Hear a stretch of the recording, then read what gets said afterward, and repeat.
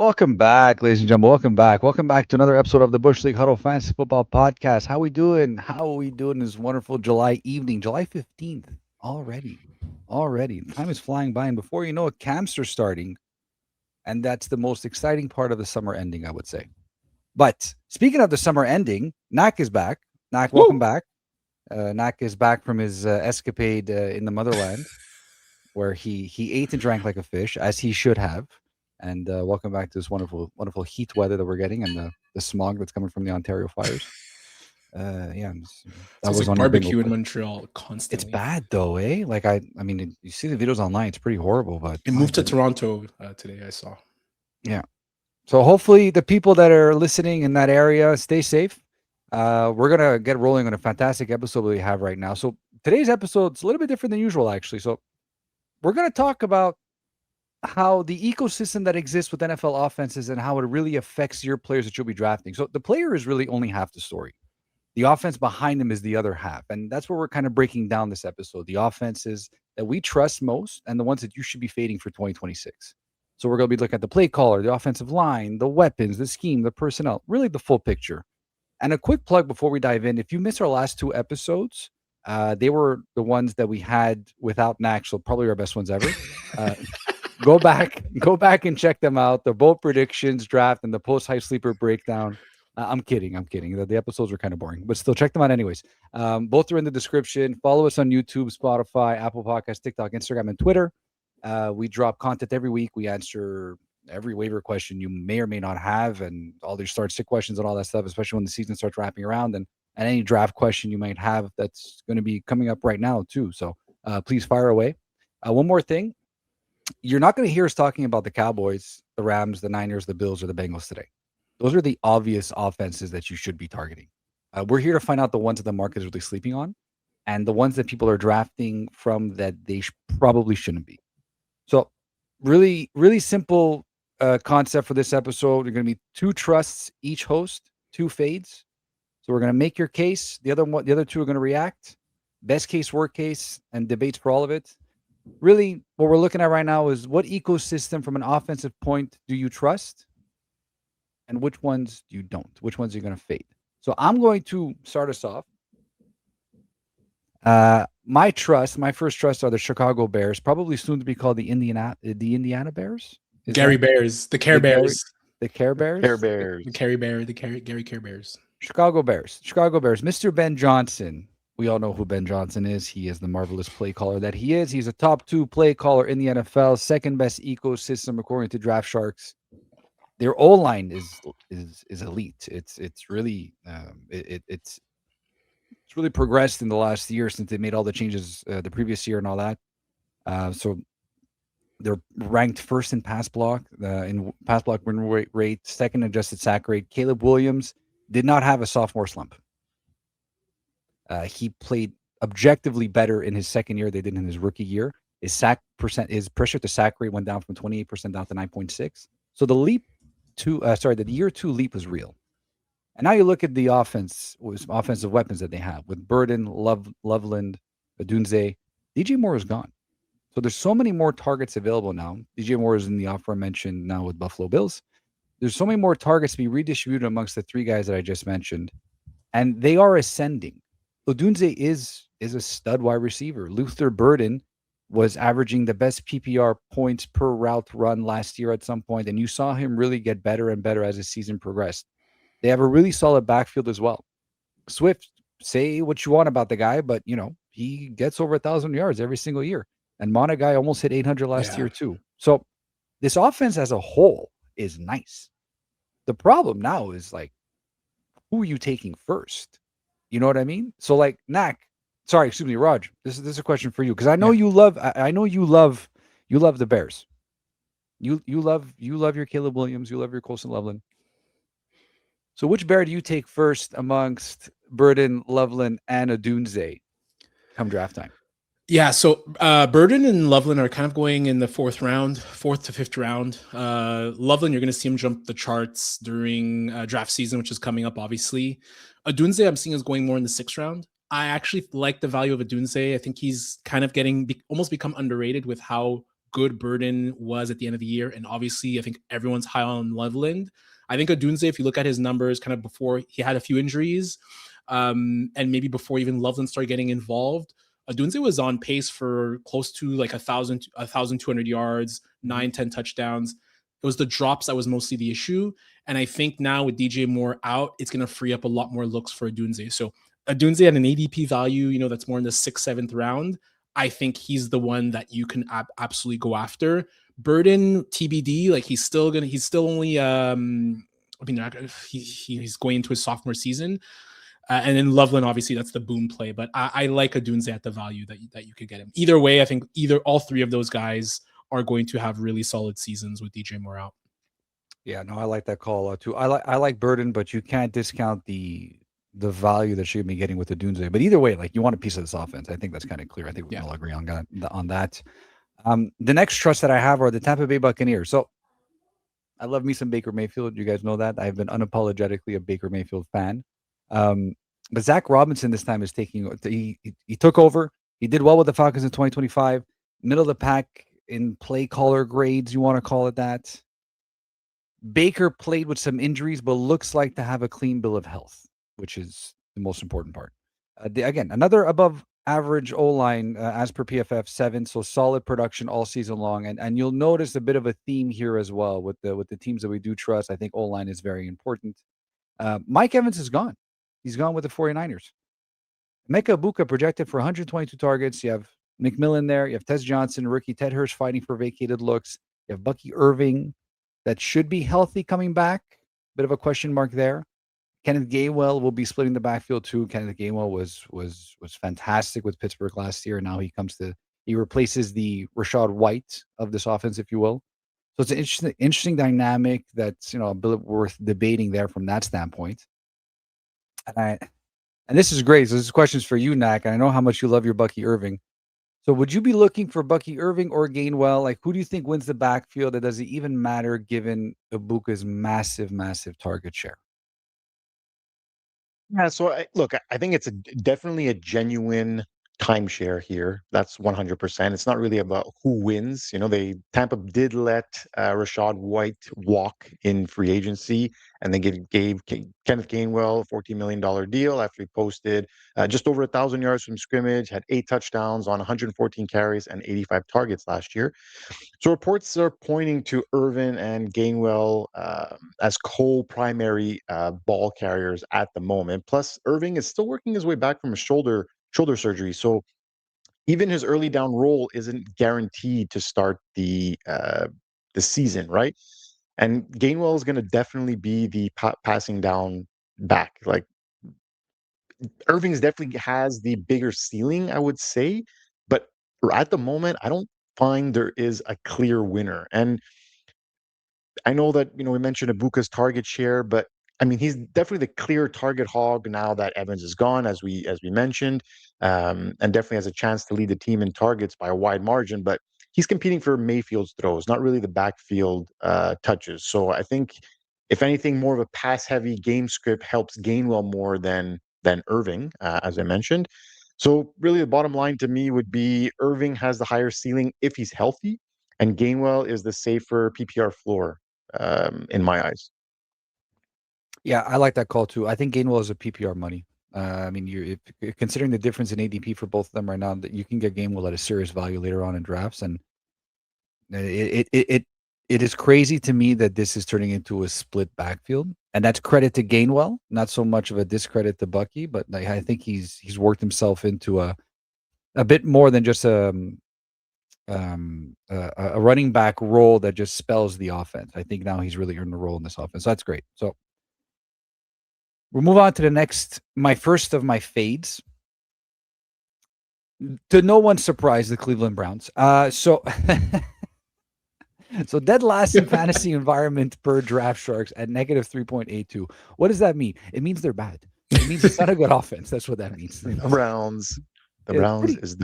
The Browns are going to brown. The defense will always be good, but their offense is a different conversation altogether. So you have Shadur Sanders versus Deshaun Watson, QB battle that no one expected and is still yet to be unresolved. And no one wants. Honestly, yeah, it's not a QB battle that was on anyone's bingo card.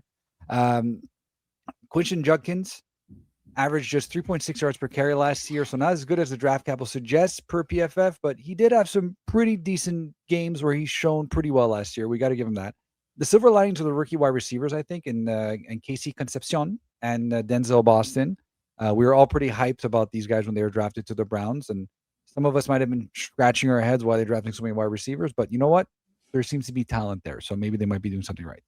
But they're both tethered, at least their success is tethered to whoever wins the QB battle, which as of this moment right now, we really don't know who it's going to be. So, Knack, I mean, I'll go back to you. You just had the mic a second ago. Is there anyone on the Browns worth drafting at any price? And why is that answer no? Okay, well, I will say yes, and it's going to be Judkins to me that would still be worth it, because everything else is a QB battle bet, basically. Like, you just don't know what's going to happen at that QB position. Is one going to be benched early? Is one going to be?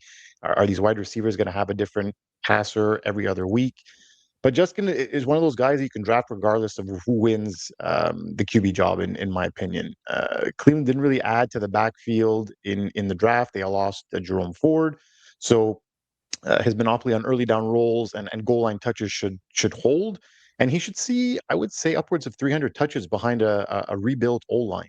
You know that I know you mentioned that 3.6 yards per carry, and it is real, but it came facing some pretty high stack boxes, and it was actually the highest stack box rate in the league behind a really bad O line last year. So I think with a revamped O line, I think it could be better, and it's not really, it was never really a talent problem, right? It's an environment problem. So. Mm-hmm. I don't know. Everything else, when you say, I know we mentioned Conception and Boston, and even Judy is still there. I think those guys are more lottery ticket tied to Watson and Sanders, and we really don't know what you're going to get out of them. Even watching them in camp and preseason, once you step on in regular season, all the bets are off. So I think if there's one guy that I'm taking, it'd be Judkins in an RB2 capacity. I like that call a lot. Like, he's going right now at a deep discount. He's going as RB22 in most draft boards right now. So you can get him as a high end RB3, super low end RB2. And if he's your RB3, I think you could do much, much worse. All right. So I think I like that call a lot. I wouldn't just to add, I wouldn't forget Fannin, and especially in the Todd Monken offense. Todd Monken, he was the OC for the Ravens. He featured the tight ends quite a bit. I think Fannin, he had an amazing rookie year. I think he's primed for another big sophomore year. And it's the same QB situation that he had last year. And again, to your point, David Njoku is no longer there. Yeah. So there's a vacancy of targets as well. And yeah, and you saw what Todd Monken, that offense, did with tight ends in Baltimore with Mark Andrews and Isaiah Likely. So yeah, that's a great call too, Roger. Next fade that I have right now are the Carolina Panthers as an offense. So Bryce Young finished as QB 25 last year. So the best year of his career, but still nowhere near fantasy relevant. I mean, if you're in a 2 QB league or super flex league, like, he's not even starting on your roster. Ikem Ekwonu.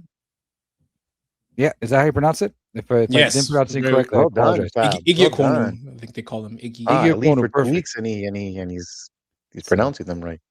The grammar is. Thanks, guys.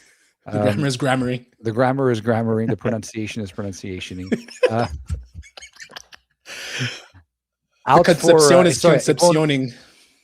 Concepcion. Out for some or all of the season with a torn patellar tendon. So real O-line concern here.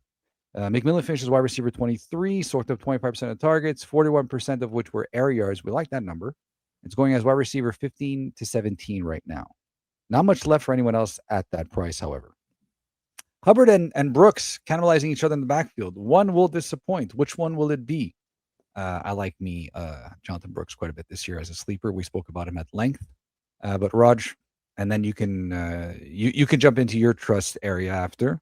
Raj, is McMillan worth the price tag of wide receiver 15 to 17 at that spot, given how little volume this offense generates? I mean, he did finish as offensive rookie of the year last year, so we can't forget that. Yeah, look, he's going ADP wise above the likes of Garrett Wilson. Okay, but Luther Burden, aforementioned, we just talked about. Jalen Waddle in Denver. Even Terry McLaurin, Mike Evans. I love the talent. I love what we saw from McMillan. it's hard to trust Bryce Young. I think what we see is what we're getting out of Bryce Young. I know he got the 50-year option, but this is a make or break year for him. And I'm just not convinced from a volume standpoint. They don't throw the ball very often in Carolina. And quite frankly, Dave Canales, he's been touted as like this amazing play caller.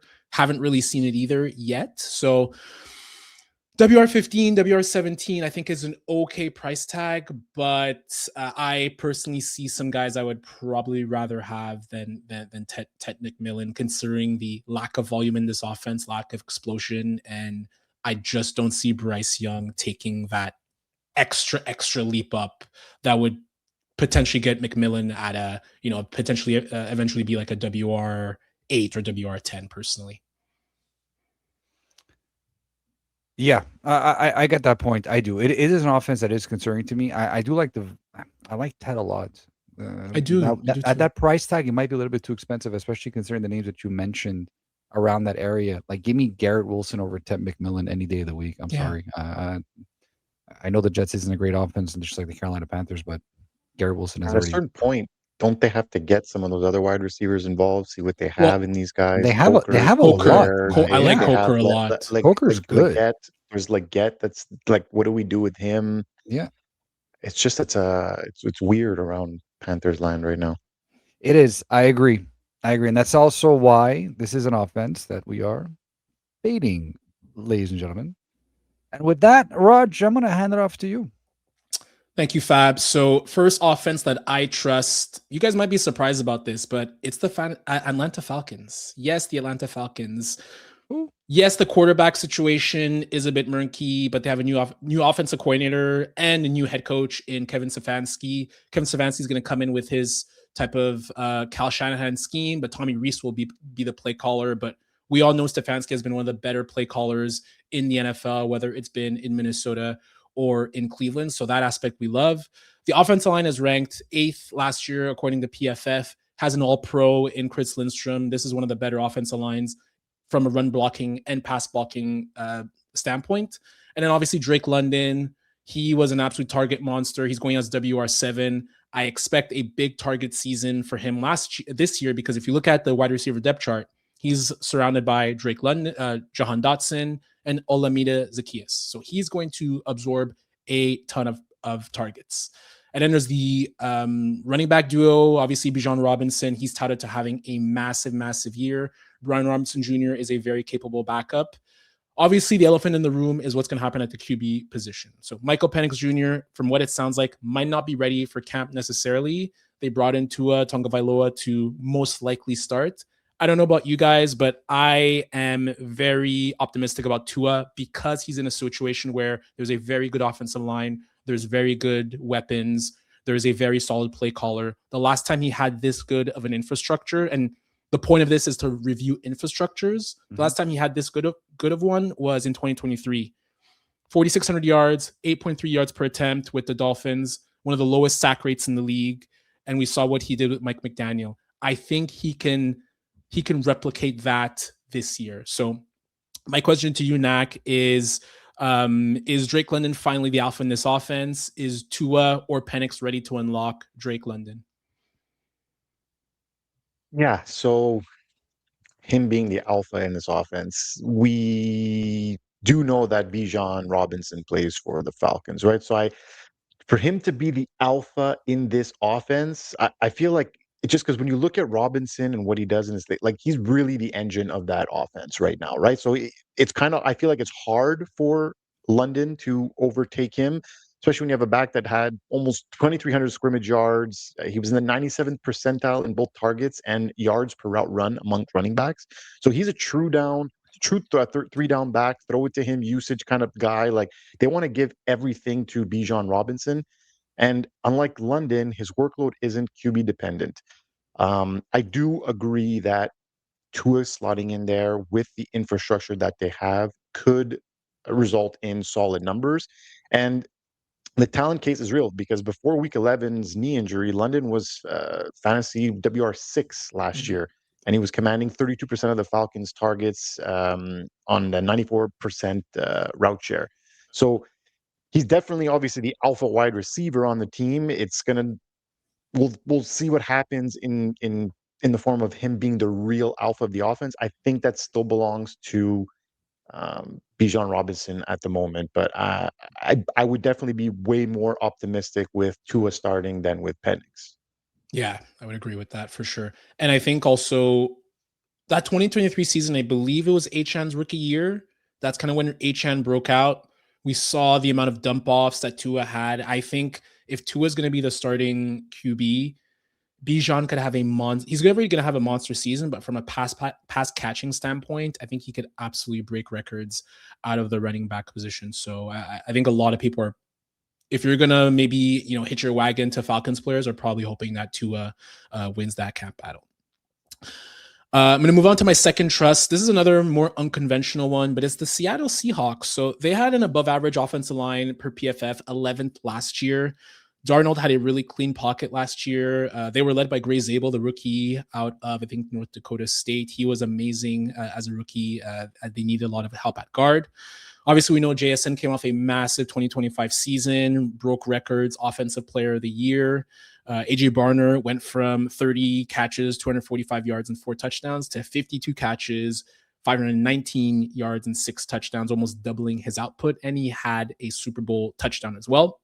I think the big thing that people are probably worried about is Clint Kubiak, excuse me. That's Gary's dad. Clint Kubiak, now with the Raiders, but the team ran the 8th highest 12 personnel rate last year, and JSN was a direct beneficiary, being the wide receiver, the primary wide receiver on most of those plays. So Draft Sharks right now rank Seattle as the 20th best environment. So it's probably one of the more underrated environments in the NFC and in the NFL right now. But I still think with Kubiak gone, the new OC is Brian Fleury. He's worked a lot with Kyle Shanahan. I think he's been in Shanahan's staff since 2019. So I still have a lot of optimism for this team. And last but not least, Rashid Shaheed.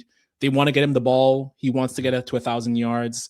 They extended him. So I think you're going to see a lot more from Shaheed. So Fab, question I have for you is, can JSN somehow double down on his 2025 season, replicate it? Or is he a regression candidate considering how high his numbers and usage was last year? I don't think it's impossible to assume that he can double down and repeat a similar season that he had last year and even finish as a wide receiver 1 overall. The only reason why I give pause is because it's so rare nowadays. It doesn't happen as often as it used to. But the offense hasn't changed. I know the new offensive coordinator came in, but he's of that Kyle Shanahan coaching philosophy. And Kyle Shanahan offenses are very good for alpha wide receivers, which is exactly what JSN is. So I'm not concerned from a volume perspective. I'm not concerned from like a role perspective. I'm not even concerned of like Sam Darnold in that offense. I think he's going to eat. I think you're going to be drafting him as your wide receiver 1. He's going to bring you back top 5 wide receiver numbers for sure. Whether he's going to finish as wide receiver 1 overall, it depends on the other wide receivers. But I'm optimistic. I would not be concerned with JSN as my wide receiver 1. I will be very happy, and I think there's a chance of him repeating it as well as wide receiver 1 overall. I'll see why not. Yeah, and I'll just add on the flip side of the offense, the running back situation is, I wouldn't say necessarily a mess. There's Zach Charbonnet was coming back from ACL. There's Jared Price as a rookie. Yeah. George Halani was considered a pretty solid candidate last year in camp. He was kind of a camp darling. And then Emmanuel Wilson, who was with the Packers.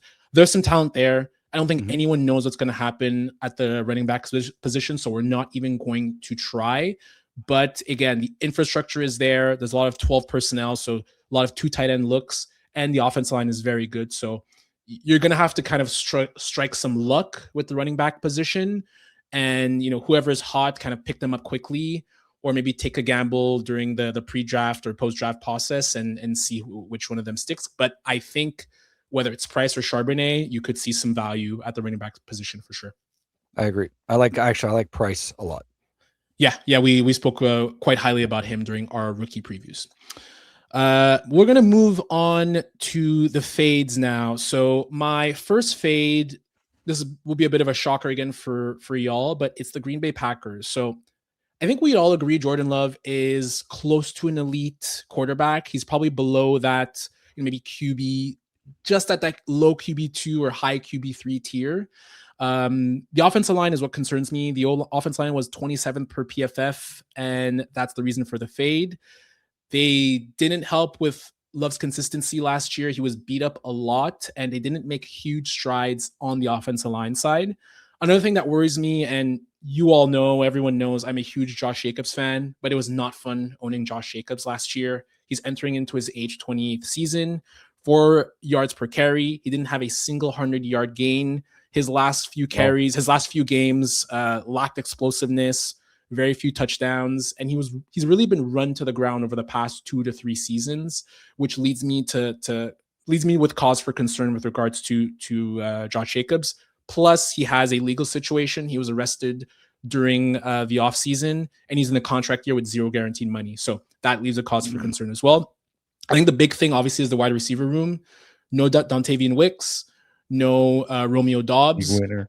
League winner, indeed, Dontavian Wicks. So the thing with me is, yes, Christian Watson, he could boom, but he's never healthy. Jaden Reed is kind of a gadget player. Matthew Golden, we're not sure what he's going to be. It still feels like a communist wide receiver corps to me. Matt LaFleur has never been able to sustain a true number 1 wide receiver. The only kind of saving grace is Tucker Kraft.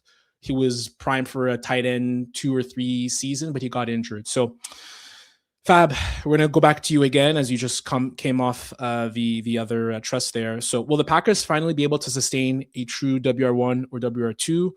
Or will this still be a wide receiver, communist wide receiver corps?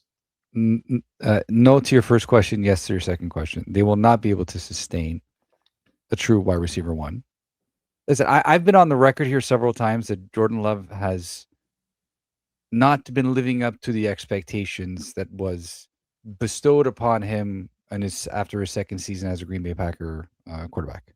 If you look at his passing numbers, they've all been down. Yeah, his average depth of target has also been down as well. So I don't really have a lot of confidence from that perspective. And listen, he's a good quarterback from a fantasy perspective, and even from a real life quarterback perspective, he's good. He's not bad at all. But for fantasy and how you want him to prop up and sustain a number 1 wide receiver that's going to finish top 10, top 12, I don't think you're going to get it from Jordan Love. Is Love the issue, or is it LaFleur? I think at this point it's LaFleur. I don't think it's LaFleur. I don't think Love is the issue. I think it is LaFleur. I think they leaned a lot on Jacobs since he's been the running back, and you're seeing that and how it affects the offense. I think the number 1 pass catching offensive weapon to own in this offense is Tucker Kraft. That is the person that if I was targeting somebody, it would be him. I always like Jaden Reed because he's that gadget player, because he works from different angles and from a PPR perspective. It's always interesting. Like, you always have that floor with him a little bit where you can feel safe because of the PPRs. Christian Watson's great, but the guy's always injured and he's very TD dependent. But Jordan Love looks for him when he wants to launch the ball 40 yards down. Yeah. So this is very much an offense that I'm fading if I can. Like, all facets of it. I'm looking at Jordan Love as like my QB3. Unless I'm desperate and I made a mistake somewhere, he's going to be my QB2. Like, that's how I'm looking at it. And then there's Tucker Kraft that we've spoken about how deep the tight end rooms are this year. But Tucker Kraft is somebody that I would not I would be targeting if the price is right and the value was there. Because even before last year, the year before that, like, I think it was 2024, he was a TD machine. And last year he just turned into a PPR monster as well, right? So there's definitely room for him to be tight end 1 at the end of the year, which is not crazy to say, I think. He's being ranked as the tight end 5. He's going around the 8th round. Like, we talked about Colston Loveland. Loveland's going as a tight end 3 in 4th to 5th round. So I would take Kraft over Loveland. Yeah, Kraft can easily end up as the tight end 1. So I'm glad you agree with me. Yeah, I thought I was taking crazy pills because everyone is very optimistic on the Packers, and Why? I just don't see it with how they ended the year, the negativity surrounding Matt LaFleur, and just again, that wide receiver core. I don't see a true number 1 yet. Yeah. We'll move on to my last fade, which is look, this is an obvious one, guys. Honestly, it's the Miami Dolphins. So we all know it. No line, no McDaniel, Willis year 1. Actually, guys, this one's boring. I actually have a backup. I have a backup here, and just because Knack is back, I am fading the Pittsburgh. Wow. Yes, I had backup slides. I had backup slides. I couldn't go forward with the Miami Dolphins. It's Roger from the top rope. Just a special for Knack. I don't know. The Rodgers McCarthy reunion, call me crazy. I don't see it. 42-year-old Rodgers reuniting with a play caller that he was fed up with in his last years in Green Bay, which even Dallas players I felt were fed up with Mark McCarthy's scheme. It's very antiquated. There's not a lot of motion. It's an old offensive system. And aside from that, if you factor in Metcalf, I've told you I don't like the fit with Metcalf and Rodgers. Even with this new offense, I'm not convinced this is going to work. I think with Michael Pittman, there's a better fit from that standpoint, from a more route running perspective and timing perspective, but I don't see Metcalf as the option. And if just you look at Rodgers last year, I believe his time to throw was 2.58 seconds. I believe it was a crazy amount of time to throw, or really, really quick time to throw, which leads me to see that he does not want to get hit, right? I know they made some form of changes within the offensive line, but Draft Sharks ranks Pittsburgh as the 23rd best offensive infrastructure. Not really convincing to me. I'd say maybe the only silver lining is maybe Pat Freiermuth. I know McCarthy offenses, they try to go to the tight end. We saw Jake Ferguson try to become a thing a little bit. So I ask you, Knack, is Pittsburgh the biggest fantasy fade of 2026, considering the amount of talent that is available there on paper? Look, I tend to agree with most of your points, right? There's, again, 42-year-old quarterback. That is a major concern. Now, the offensive line, hoping to get better. I know they drafted a guy in the first round as well. May or may not start depending on some injuries. But yeah, it's a tough one. The problem with it is there's talent all around it, which is like strange to see. You have a Rico Dowdle and a Jalen Warden. Like, what is that going to look like from a fantasy perspective? Is it going to look more like we mentioned Bucky Irving, kind of Gainwell? Is Rico Dowdle going to take over? Like, we really don't know. Then there's Gurmy Bernard, who they drafted as well. They have the kid from Michigan that hasn't had a real shot to play. Yeah. Roman Wilson, exactly. Yep. Yeah, look, I kind of do agree with the DK Metcalf as well. Dropped a lot of balls last year, and it was a problem. I do like the addition of Pittman, so we'll see where that kind of goes. And then you have the two tight ends, and Darnell Washington and Pat Freiermuth. I think those are going to be some key pieces there. For me, it's tough to say fade because there's just too much talent on the roster on paper wise, if that makes sense, that you're going to find many more options, right? Like, you're not drafting a Jalen Warren or a Rico Dowdle or even a Pat Freiermuth potentially this year. And honestly, with McCarthy, like, all of his offenses have been top 10, right? Like, they historically have been brought offenses to top 10. And with Tomlin, it's a complete 180. And from the talk and the reading I've done so far on this team, even players are saying it's completely different. There's more accountability that's being had. That was one of the things that's been thrown around, that there was just no accountability. And, like, he was a player's coach, right? He let things kind of go. There seems to be something that's different. And look, this team has been starved for offense for how many years now? We've been saying it 10, like 8 years, 10 years, where the offense really hasn't been there. Really, since Antonio Brown and Le'Veon Bell kind of left the building. So you know what? Like, with an offensive coach, that's where I am a little bit more optimistic, where you have the talent on offense, and let's see what McCarthy does with it. So I'm not ready to fade them completely, but I would proceed with caution for sure. Yeah, it's a very fair assessment, Knack. I would say, like, I just think back to Guido. I think it was Guido who owned Metcalf in Bush League last year, and I like every time he would sit him, he went off. Every time he went off, he was sat. It was Yeah. I feel it's a very very tough road and ride with the Steelers offense on fantasy. But again, to your point, on paper, it looks good. I'm interesting to see what happens with Warren and Dowdle. Is Dowdle going to eat into another starter like he did with Chuba Hubbard last year? He has the tendency to do so, and I could see Warren being more of the third down back, with his receiving prowess. McCarthy also has a history with Dowdle, right? So yes, in Dallas, very good point. Very very very good point. That'll be it for my trust and fades, and we will let Knack finish it off with his first trust. I can't wait to give everyone curveballs now. Oh, I didn't do anything. Look at me. I listened to the last episode. You did quite a bit on my behalf. I still have to get you back for What are those. you talking about? We're just talking about But I digress. My first trust is going to go to the Houston Texans. Yes, not everyone's trust radar, but they did restructure the O-line, which was a huge problem. Wyatt Teller they got at left guard from the Browns, Braden Smith at right guard from the Colts, and Ed Ingram resigned at right guard. So it's definitely got meaningfully better than last season, and I think that's been a huge problem. It's also been hampering Stroud's progression. He's obviously taken some back seats.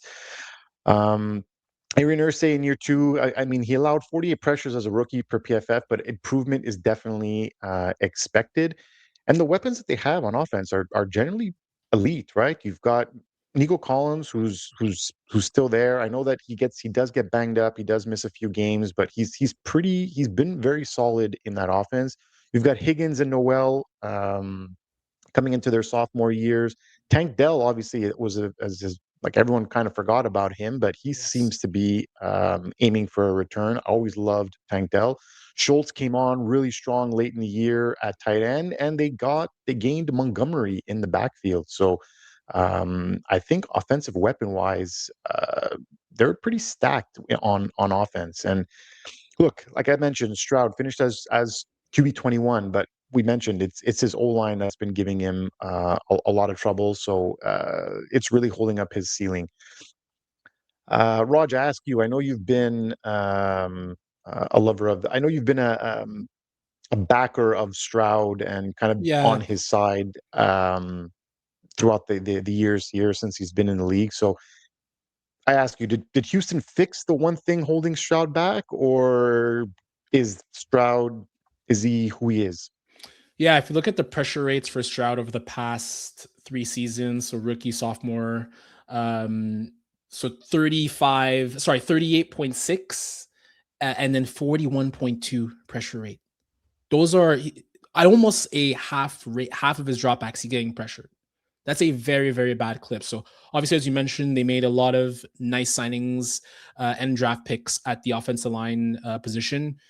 It's well noted what happened during the playoff game against not only the Steelers, but as well the Patriots. He was absolutely horrendous. I think he's humbled himself. I think he dug down and realized like he has to make some improvements. He can't just rest off his first year. And I think with the infrastructure he has around him, there's a new offensive coordinator in Zach Robinson, who was with the Falcons. He did a pretty good job last year. If you look at David Montgomery, and I love that I love the wide receiver core. Honestly, I really like this wide receiver core. I think Noel can break out. Higgins looks solid. Even Xavier Hutchinson had some really big games as well. And you mentioned Tank Dell. And Dalton Schultz has been a really solid contributor at tight end over the past 3 years. I think he could bounce back. Am I confident it's going to happen? I think we have to see it. But I really, really like this infrastructure. I really like this fantasy environment, and I think a lot of players are draftable. We have to see the big Nico Collins year, right? He has to not get injured. Stroud has to be consistent, and like I want to see 100 catches, 1,500 yards, 10 to 12 touchdowns from Nico Collins, and I think he could do it. Yeah, Nico Collins just got to stay healthy, right? Like he definitely can do it. He's got to stay on the field. My second trust offense is going to be the Los Angeles Chargers. No one's talking about the Chargers. So Mike McDaniel arrives at OC, one of the highest play caller grades in the league. We know what his resume looked like in Miami. Slater and Alt are healthy at tackle. Those were massive losses at the beginning of last year. It's almost like they never had a chance. So more stable than last season. Per PFF they were ranked 14th, which honestly not bad considering they lost two All-Pro players. Um, Draft Sharks ranked the Chargers 10th overall offense, but look at what they've got here, guys. They got Hampton coming into year 2, McConkey going into year 3, and had, to all accounts, had a down year last year, especially fantasy-wise. And then Gadsden. It was kind of up and down, roller coaster. He had some good games, then he kind of faded a little bit. But I mean, three legitimate fantasy contributors, excuse me, at different positions here. So this could be. I'm really curious to see what the stamping that Mike McDaniel's does on this offense, and I think it's going to be really, really exciting. And I think who's going to benefit the most is most likely Justin Herbert. And it's if not now, when for Justin Herbert.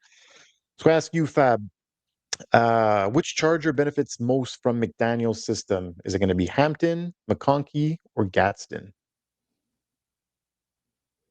I think it's Hampton, and I don't think it's close.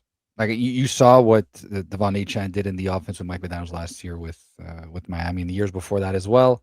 I like the fact that they brought on Mike McDaniels as the offensive coordinator. There are some guys out there that are just better as coordinators as they are as coaches, and I think Mike McDaniel might be that. Like he focuses really on the offense, and you're really going to see, I think, a change in the offensive dynamic with the Chargers this year. I'm very bullish on the Chargers offense as a whole, to be honest with you. Um, I'm very, very high on Hampton. Listen, last year he played very well in the small amount of time that he was on the field prior to his, I think it was week 5 injury. And then when he came back towards the end of the year, he wasn't really the same player. But those first few weeks that you saw how dynamite the guy was. So assuming that he is has a full bill of health, I'm like Hampton is a surefire running back 1 for me this year.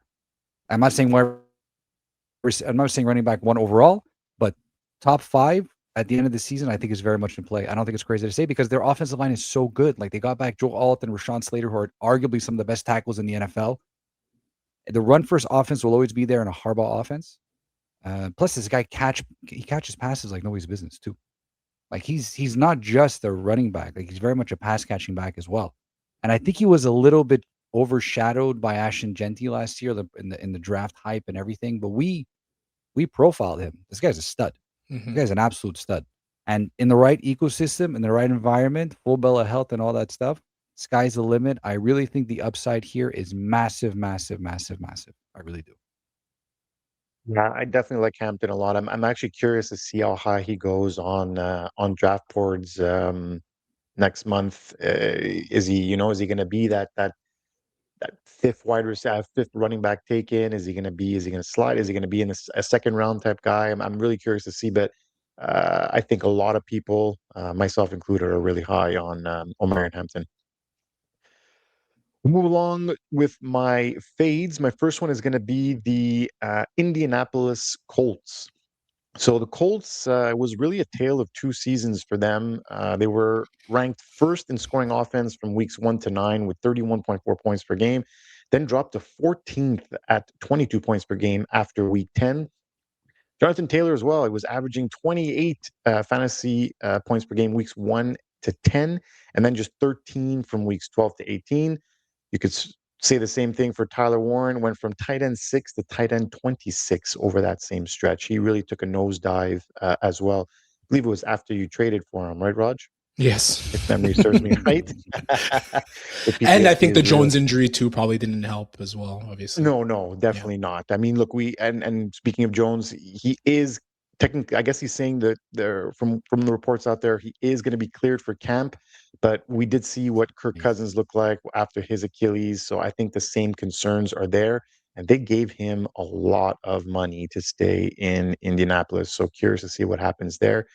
And then a little surprise, but Pierce had an ankle surgery in April, so we don't know what he's going to look like after they gave him all that money to start the season. And as we mentioned, Pittman is gone. AD Mitchell was traded last year to the Jets, so the receiver room is a lot thinner than it looks. You're left with um, who's number one? Pierce. Josh Downs. Oh, Josh Josh Downs. Yeah, Downs. Josh Downs and Josh Pierce. Yeah. Downs. Actually, I think he gave one to. I think he gave his number to the cornerback. Who's the cornerback? Sauce Gardner. Sauce Yes. Gardner. There we go. Yes.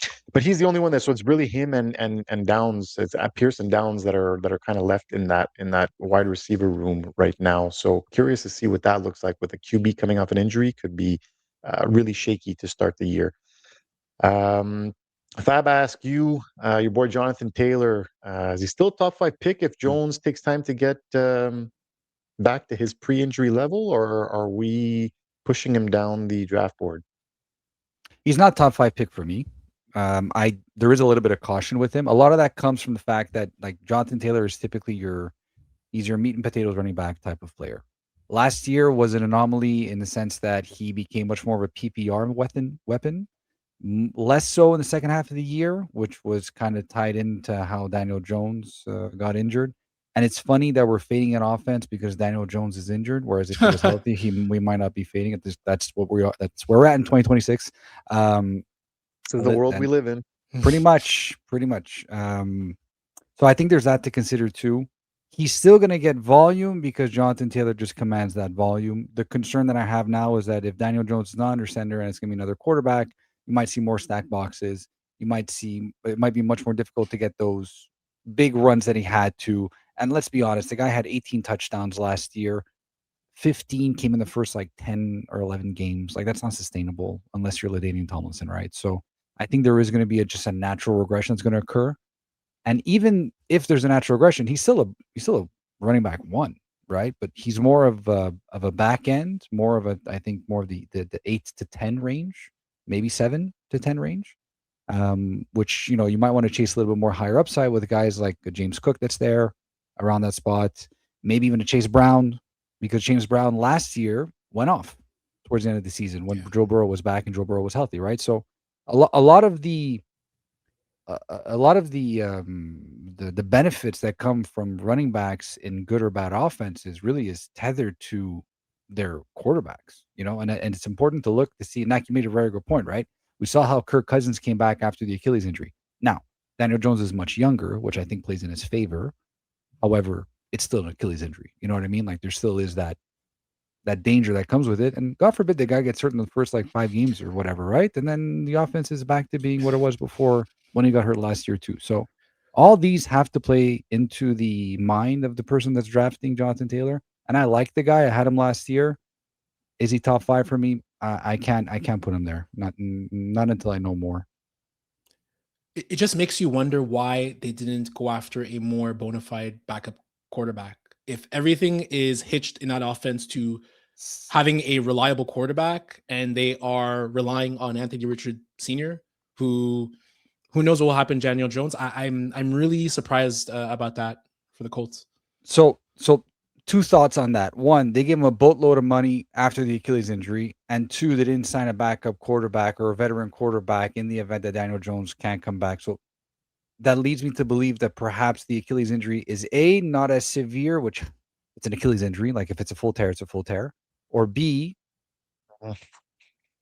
they feel very confident in their medical room and their medical staff that he'll be back to playing at 100% or close to it come game 1. Because or else it would just be extremely foolish and a very, very, very poor management of assets, because they traded for Sauce Gardner. And what did they give up for him? They gave up like capital. Picks galore. Yeah. So like that means that they're kind of all in right now, no? My issue here, and to Roger's point, is that best doctor, you could have the best doctor in the world, and he has no idea how your leg is going to fare once you step out onto that field. He has no idea. He could tell you you're going to come back and you're going to be better than ever, but until you step onto that field to see I think to Roger's point, it's just foolish to not have an insurance policy and you're going in. And like you just mentioned, they are all in, right? So if you're all in, you need an insurance policy at the best position or at the hardest position in football, which is the QB. And to say that you're relying on Anthony Richardson, to me, that is where the foolishness comes in. But I fully agree. Last point, then we think we can move on. But isn't Anthony Richardson is he even cleared to play? Because didn't he have an orbital bone fracture or something like that? So they got two quarterbacks on their roster that can't even play week one. By now, that's got to be cleared up, or else I saw him throwing during OTAs. I think he's good. I also think Riley Leonard might be better than Anthony Richardson too. He looked better. I agree. But still, it's Joe Flacco was just sitting there. You could just brought Joe Flacco back, but I guess they can't do the old QB thing again. After Philip Rivers, this is a low key bad organization. They don't get enough flack for being just a bad organization. I don't like. They always have a good offensive line. Yeah, and that I think that's what masks the fact that they're not a great organization. We'll move on with that. Yeah. My last fade here, bit of a spicy one. It's going to be the Kansas City Chiefs. So Mahomes has quietly become a game manager. He's now 10 plus years in the NFL. So defense have figured out, the deep ball, and he's adjusted to throwing shorter and safer. And the fantasy ceiling that made him a must start every week has clearly lowered. Right? He went from being a top 3 pick in fantasy drafts to going outside even the top 10. I think he was picked late in our draft last year as well. He's also coming back from a knee injury, so the run game limited early to protect him. The O-line is pretty average. Per PFF, they ranked 21st. Walker posted those numbers in Seattle in a committee, and Rice is injury prone, and there's always those legal issues to deal with. Kelsey got married, so probably going to put on some weight and some of that maybe that dad bod maybe coming around. He did finish as tight end 10 last year, but as we know, Father Time is catching up. I think it is going to be his last year. It'd be tough, I think, to match that tight end 10 with the that position emerging over the last few years. And we'll get to see really a true breakout from Xavier Worthy. And I don't think it may never come. And I personally, I'm a believer, as he's just a gadget player, and he's never going to emerge as that go-to target. Draft Sharks ranks Kansas City at 16, so right in the middle of the pack, and really, it's really murky in that offense right now. So, Raj, I ask you, is Kenneth Walker the only Chief worth drafting this year, or do you fade this entire offense? I guess I would tend to say yes. His ADP right now, Kenneth Walker's is going as RB9, so he's going quite high, very high, above the likes of Chase Brown. Even say what you will about the Dolphins, he's going above Devon Achane, which I don't agree with. He's going above Derrick Henry, Travis Etienne Jr., Javonte Williams, who I think could have a big year. So I don't like what the Chiefs did this offseason. I think they performed malpractice by not improving their O-line whatsoever, considering what happened to Patrick Mahomes, the injury he suffered, the torn ACL. I think it's insane how they didn't put in more dollars into improving that O-line. And I thought Xavier Worthy was going to be a thing. That clearly hasn't happened. Mac, I think we have a bet. I don't know if I owe you money or whatever. But the Xavier Worthy thing hasn't happened. He's too small. Even though he's fast, he can't catch. He can't perform contested catches. I'm not a fan of Rashee Rice's game. I really don't like watching him play football. It's the A-dot spam. He's like Juju Smith-Schuster, but with more legal problems and less dancing. Surprising enough, they're on the same team. And Travis Kelce, I'm not drafting. I don't like anyone on this team, really. I'm fading it completely, aside from, again, gun to the head, take Walker if you could get him maybe at a better discount, versus having him at RB9. But Andy Reid has some work to do, man. The offense has gotten stale over the past few years, and it's just not the same Chiefs offense that we've seen previously. Very uncharacteristic. I'm glad you mentioned Andy Reid. Very uncharacteristic looking roster coming from Andy Reid, in my opinion as well. It's just like you mentioned they didn't revamp the O line when it was that bad and kind of Yeah. got your QB killed. Like I'm so confused. And really, that wide receiver room, it's pretty bad. Like it's got to be bottom third in the league if you're looking at it as a whole, right?